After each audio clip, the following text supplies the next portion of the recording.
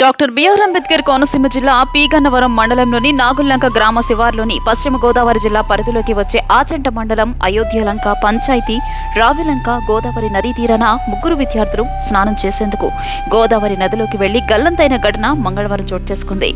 దీనికి సంబంధించి వారు పోలీసులు తెలియజేసిన వివరాల ప్రకారం పి గన్నవరం మండలంలోని నాగుల్లంక గ్రామానికి చెందిన కేతా ప్రవీణ్, సానబోయిన సూర్యతేజ, నీతిపూడి పౌల్ కుమార్ మంగళవారం స్నానం చేసేందుకు గోదావరి నదికి వచ్చారు. వారితో పాటు స్నానం చేయడానికి వచ్చిన మరో ఇద్దరు మిత్రులు వారు గోదావరిలో మునిగిపోవడం చూసి ఆందోళనకు గురై అక్కడి నుండి పారిపోయారు.